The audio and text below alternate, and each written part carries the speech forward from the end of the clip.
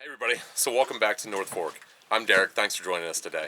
So today we're doing another stack and chat, I think is what I've been calling them.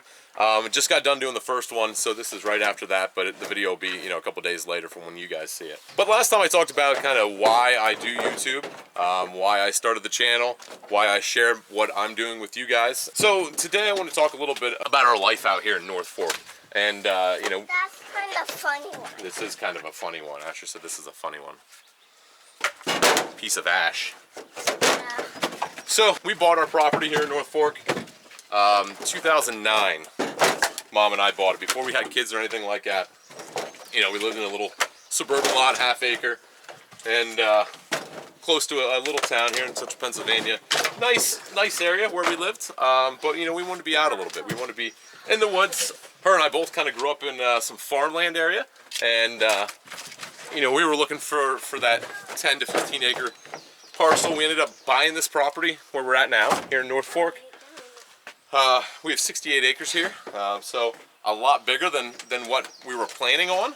That's a big one. But when the property comes for sale and it's the right price, we're not going to turn it down. I love the property that we're here. So again, we bought our property in 2009, and we wanted to pay off. We wanted to pay the property off before we started building. Shortly after that, we had Addison, our oldest daughter. We wanted to be living here before she went to kindergarten. So before she was 5. So a couple things that needed to happen there before we built. But we ended up building in 2016. We officially moved into the house in 2017. So it's been 3 years since we've moved in. And life's been great out here. We love it.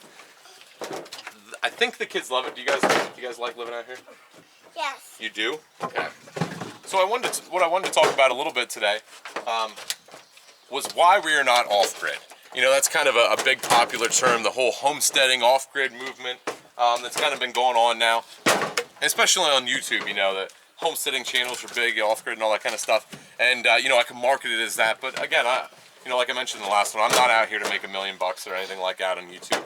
I'm just sharing what I do. So I'm not out there trying to do clickbait titles and trying to get all these, get on these fad topics and stuff like that. But when we moved, or when we purchased this property, there was no electricity to the property. There was, of course, no services. We don't have cell phone service, anything like that. When we initially purchased it, even before that, I had contacted the power company and see what a cost would be to run electricity to the property. It was going to be $50,000 to $60,000 to run electricity to our property. It was about 1.5 miles away, was the closest pole that we would have to pull from, and that was in 2009. So when we built in 2016, that price would have just gone up to $70,000 probably, and it's not feasible. So we did think about going off-grid. We did consider putting in solar panels and making all our own electricity here. All right, so about the time that we were getting ready to build, probably a year and a half before we were getting ready to build, the neighbors, they have a camp down here. We call them the neighbors because they pretty much live there now. At the time, it was just their camp, but they contacted the power company and they were able to get them to run electricity to the 2 closest camps to us, and they did it pretty reasonable for them. They worked with them a little bit to run it back the road, and I helped them out for cutting the right-of-ways in and stuff like that, and so they got electricity. So by the time we built, electricity was only 1/2 mile away. So it made it a lot more reasonable, a lot more feasible for us. So when we started our house, started building, I contacted the power company, and I'd already been in touch with them a little bit, but talked to them about what it would take for that to run electricity to us. Again, what that cost would be for us. Again, when we first purchased the property, it was supposed to be $60,000 or so. Because the electricity had moved closer and they were able to give us a little more, they were basically able to run more for free for us back to the main road, just the way they were classifying the road. They were able to run the wires for us about 2,000 feet. So that got us to the bottom of our driveway, basically. So we had to pay to run the wires up our driveway, about 600 feet. But the way that they worked it, they whatever that was going to cost us came off of our first year's bill. So it didn't cost us anything. So we were able to get electricity ran to our house for free, basically. So what was supposed to cost us $50,000 to $60,000, $70,000 by the time we built, ended up being covered completely through both the neighbors running power to us and the power company giving us a greater allowance of wires for no charge. So it didn't make sense to us anymore to put solar panels in, to spend that $30,000 or $40,000 for a complete off-grid system when we could get that for free. So again, that off-grid topic, you know, is people find it cool, they find it sexy, they find it neat to live off-grid. You know, we have a family of 6 people now, and our needs are increasing. You know, the kids have tablets and things like that, electronics, and so while solar does work, it is expensive to do. And something that I can get for free, next to nothing, I'm not going to go out and spend $30,000, $40,000 on it and then have a system to maintain and put even more costs in throughout the life of it. You know, we put wires in, and you know, so that has worked well for us. You know, I don't have any problems being on the electricity grid. So what else is involved in off-grid? You know, there's a lot of different terms. I consider off-grid being electricity, but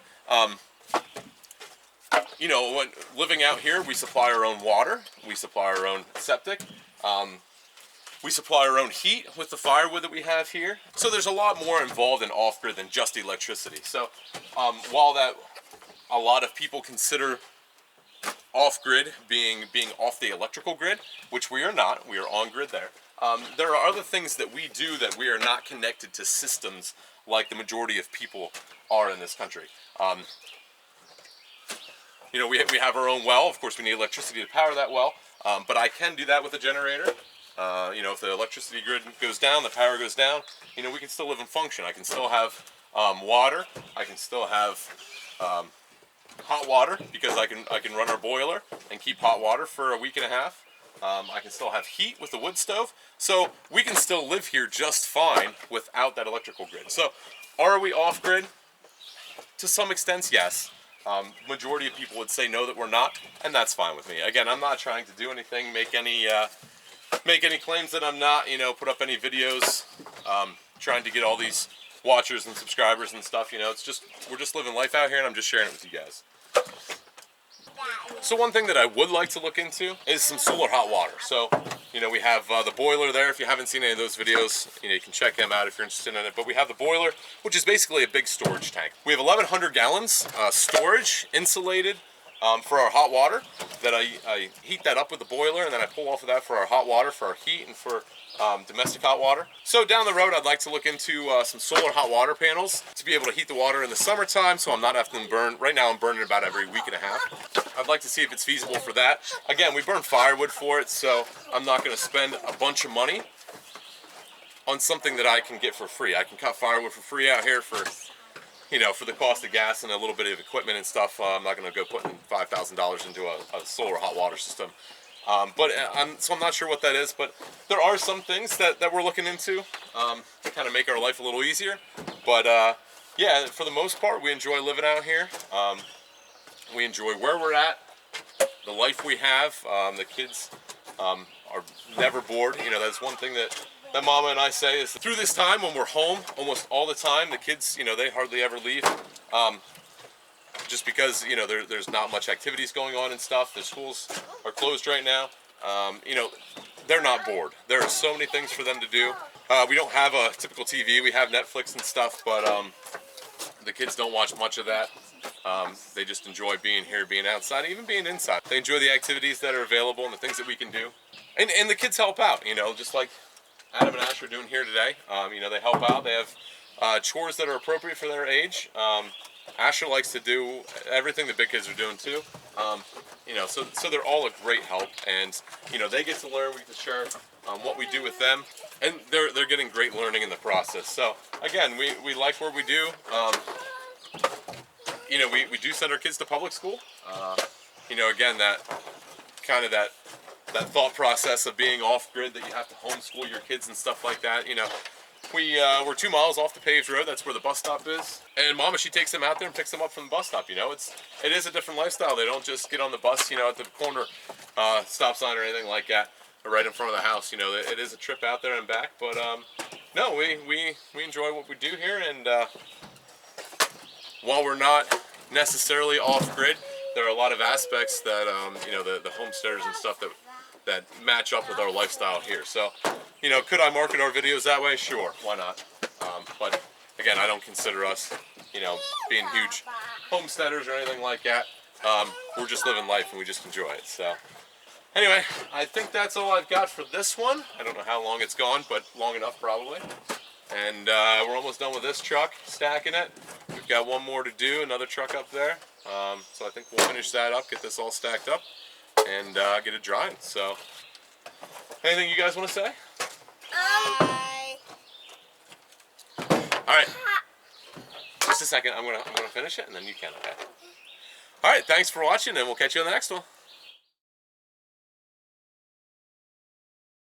All right. Say bye. Cut. Bye. Thanks for watching.